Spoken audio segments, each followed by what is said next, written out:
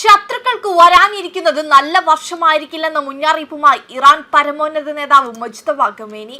പുതിയ പ്രസ്താവനയിലാണ് Mojtaba Khamenei നിലപാട് വ്യക്തമാക്കിയിരിക്കുന്നത്. തുർക്കിയിലെയും ഒമാനിലെയും ആക്രമണം നടത്തിയത് ഇറാൻ അല്ലെന്നും ഇവ ഇസ്രയേൽ നടത്തിയ ആൾമാറാട്ട ആക്രമണമാണ് എന്നുമാണ് മുജ്തബ ഖമേനിയുടെ നിലപാട്. തലമുതിർന്ന നേതൃത്വത്തെ വധിച്ചാൽ ജനങ്ങളെ ഭയപ്പെടുത്താമെന്ന ശത്രുക്കളുടെ മോഹം തകർന്നു പോയെന്നും മുജ്തബ ഖമേനിയുടെ പ്രസ്താവനയിലുണ്ട്. പാകിസ്ഥാനും അഫ്ഗാനിസ്ഥാനും ഇടയിൽ സമാധാനത്തിന് മുൻകൈയെടുക്കാമെന്ന പുതിയ വാഗ്ദാനവും ശ്രദ്ധേയമാണ്.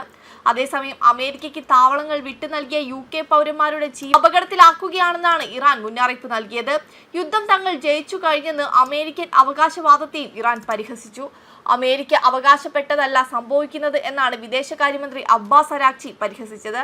ഇറാന്റെ വ്യോമ പ്രതിരോധം തകർന്നെന്ന് അമേരിക്ക അവകാശപ്പെട്ട ശേഷമാണ് F-35 വിമാനം ഇറാൻ വീഴ്ത്തിയത്.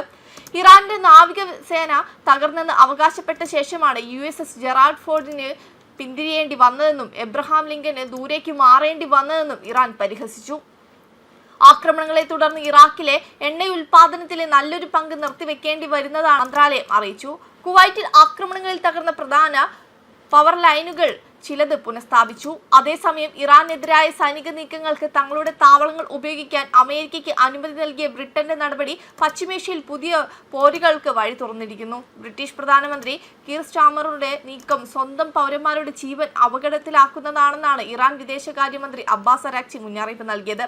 സ്വന്തം ജനതയുടെ താൽപര്യത്തിന് വിരുദ്ധമായി അമേരിക്കയും ഇസ്രയേലിനെയും സഹായിക്കുന്ന ബ്രിട്ടന്റെ നിലപാട് അപകടകരമാണെന്ന് ഇറാൻ വിമർശിച്ചു. തിരിച്ചടിക്കാൻ തങ്ങൾക്ക് അവകാശമുണ്ടെന്ന് പ്രതിരോധ മന്ത്രാലയം വ്യക്തമാക്കി. ബ്രിട്ടന്റെ നടപടി സ്വാഗതം ചെയ്തെങ്കിലും ഇത് വളരെ വൈകിപ്പോയെന്ന നിലപാടിലാണ് അമേരിക്കൻ പ്രസിഡന്റ് ഡൊണാൾഡ് ട്രംപ്. ഏറ്റവും അടുത്ത സഖ്യകക്ഷിയായിട്ടും ഇത്തരമൊരു സഹകരണത്തിന് ഇത്രയും താമസം വന്നത് അത്ഭുതപ്പെടുത്തുന്നുവെന്ന് ട്രംപ് പ്രതികരിച്ചു. UAE, സൗദി അറേബ്യ, കുവൈറ്റ് എന്നിവിടങ്ങളിൽ രാത്രിയിൽ ഇറാൻ നടത്തിയ ഡ്രോൺ ആക്രമണ ശ്രമങ്ങൾ പ്രതിരോധ സേനകൾ പരാജയപ്പെടുത്തി.